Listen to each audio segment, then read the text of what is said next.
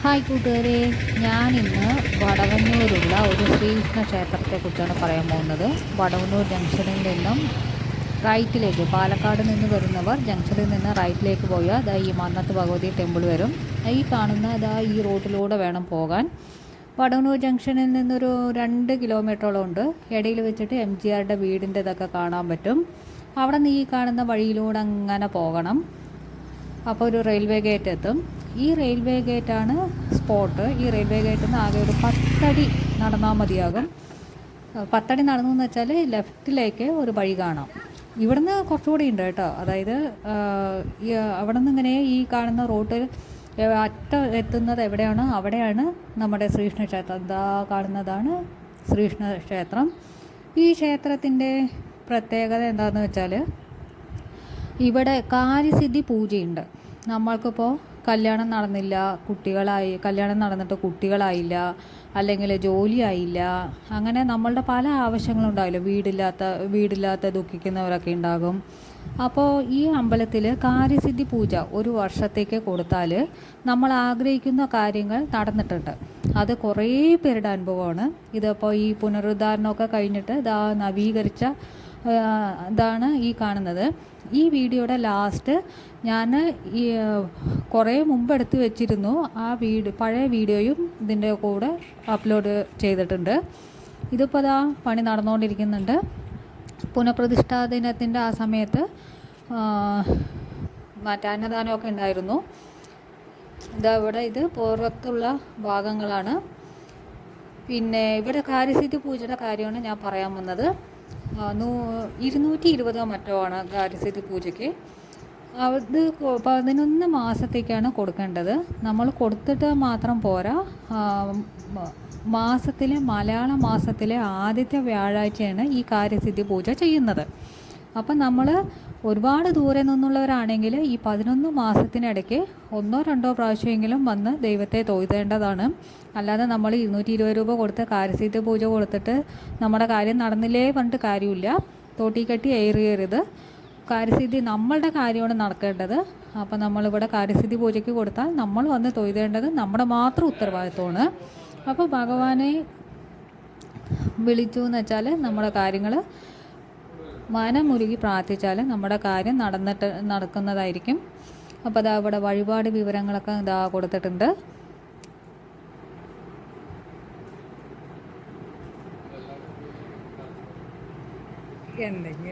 പിന്നെ ഈ അമ്പലത്തെക്കുറിച്ചുള്ള വിശേഷങ്ങൾ ഇവിടുത്തെ പൂജ ചെയ്യുന്ന തിരുമേനി തന്നെ വിവരിക്കുന്നതായിരിക്കും.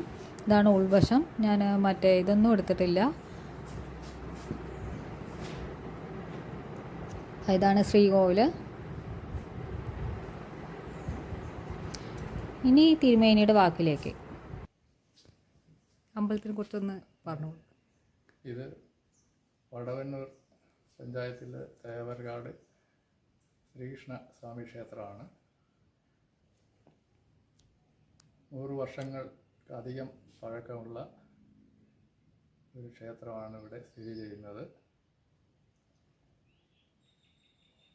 ആദ്യകാലങ്ങളിൽ അങ്ങനെ അധികം പൂജകളൊക്കെ മുടങ്ങിക്കിടന്ന ഒരു ക്ഷേത്രമാണ്. പിന്നീട് ഇപ്പോൾ ഒരു 25 വർഷമായിട്ട്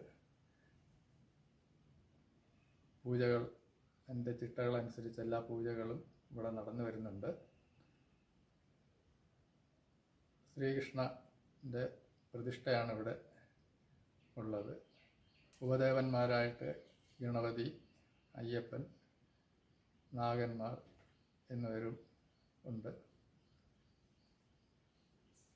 വിശേഷാൽ ദിവസങ്ങളിൽ മറ്റ് അഷ്ടമി രോഹിണി, വ്യാഴാഴ്ച തോറും എല്ലാ വ്യാഴാഴ്ചയും വിശേഷാൽ പൂജകൾ നടക്കാറുണ്ട്. അഷ്ടമി രോഹിണി അങ്ങനെയുള്ള വിശേഷ ദിവസങ്ങളിൽ, വിഷു തുടങ്ങിയ എല്ലാ വിശേഷ ദിവസങ്ങളിലും പ്രധാന പൂജകൾ നടക്കാറുണ്ട്.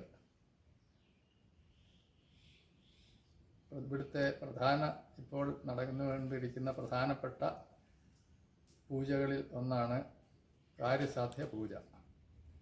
അത് എല്ലാ മലയാള മാസവും ആദ്യത്തെ വ്യാഴാഴ്ച ആണ് കാര്യസാധ്യ പൂജ നടന്നുകൊണ്ടിരിക്കുന്നത്. 11 മാസം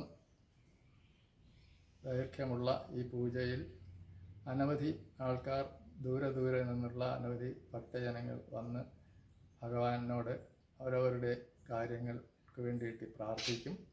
11 മാസത്തിനുള്ളിൽ അവർ പ്രാർത്ഥിക്കുന്ന കാര്യങ്ങൾ സഫലമാകും എന്നുള്ളതാണ് അനുഭവസ്ഥരുടെ ഇവിടെ പറയുന്നത്. 30 വ്യാഴാഴ്ച എല്ലാ മാസവും ധാരാളം ആളുകൾ ഇപ്പോൾ ഇവിടെ വരാറുണ്ട്. അതിനുവേണ്ടി പ്രാർത്ഥിക്കുകയും അവരുടെ പ്രാർത്ഥനകൾ സഫലമാകുകയും ചെയ്ത് വളരെ സംതൃപ്തരായിട്ട് ഭക്തജനങ്ങൾ മടങ്ങുന്നത് നമ്മൾക്ക് കാണാം.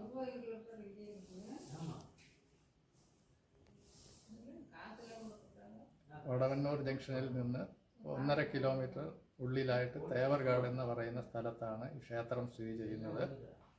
വളരെ ചിട്ടയായും ഭംഗിയായും നടന്നുകൊണ്ടിരിക്കുന്ന ഈ ക്ഷേത്രത്തിലെ പൂജകൾ ദൂരെ നിന്നുള്ള ആൾക്കാർ വന്ന് അവരുടെ കാര്യങ്ങൾ പ്രാർത്ഥിച്ച് പോകാറുണ്ട്.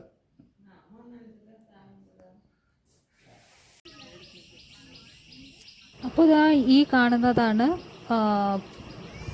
ശ്രീകൃഷ്ണ ക്ഷേത്രത്തിൻ്റെ പഴയ രൂപം. ഇപ്പോൾ ഇത് മോഡിഫൈ ചെയ്തിട്ടാണ് ഫസ്റ്റ് കാണുന്ന വീഡിയോയിലുള്ളത്. ഈ കൃഷ്ണൻ്റെ മുമ്പിൽ തന്നെ ഒരു റെയിൽവേ ഗേറ്റൊക്കെ ഉണ്ട്. റെയിൽവേ ഗേറ്റല്ല, റെയിൽവേ ലൈനുണ്ട്. അതിലെ കൂടെ ട്രെയിന് പയണിക്കൊക്കെ പോകുന്നത് ഈ വഴിക്കാണ്. ഇത് പഴയ വീഡിയോ ആണ് കേട്ടോ. അപ്പോൾ വടവന്നൂർ ജംഗ്ഷനിൽ നിന്നും ഏകദേശം ഒരു 2 കിലോമീറ്റർ ഉണ്ട്. പാലക്കാട്ട് നിന്ന് വരുന്നവരാണെങ്കിൽ വടവന്നൂർ ജംഗ്ഷനിൽ നിന്ന് റൈറ്റിലേക്ക്, കൊല്ലങ്കോട് നിന്ന് വരുന്നവരാണെങ്കിൽ വടവന്നൂർ ജംഗ്ഷനിൽ നിന്ന് ലെഫ്റ്റിലേക്ക്. ആരോട് ചോദിച്ചാലും ഈ അമ്പലത്തിലേക്കുള്ള വഴി പറഞ്ഞു തരുന്നതായിരിക്കും. അപ്പോൾ നിങ്ങൾക്ക് എന്തെങ്കിലും കാര്യങ്ങൾ നടക്കാനുണ്ടെങ്കിൽ ഇങ്ങോട്ടേക്ക് വരാൻ സാധ്യതയുള്ളവരാണെങ്കിൽ വരിക. എല്ലാ മാസവും മലയാള മാസത്തിലെ 30 വ്യാഴാഴ്ചയായിരിക്കും നല്ല തിരക്ക്. അല്ലാത്ത ദിവസങ്ങളിൽ തിരക്ക് ഉണ്ടാകും, പക്ഷെ അങ്ങനെ കാര്യമായിട്ടുണ്ടാവില്ല.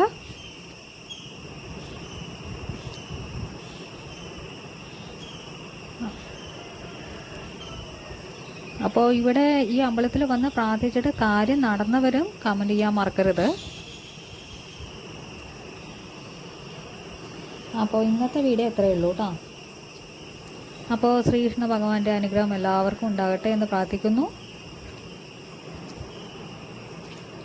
ഈ അമ്പലത്തിൻ്റെ അഡ്രസ്സ് വന്നിട്ട് ഡിസ്ക്രിപ്ഷനിൽ കൊടുക്കാം. പിന്നെ എന്തെങ്കിലും സംശയം ഉണ്ടെങ്കിൽ മെസ്സേജ് അയച്ചാൽ മതി, ഞാൻ റിപ്ലൈ തരുന്നതായിരിക്കും.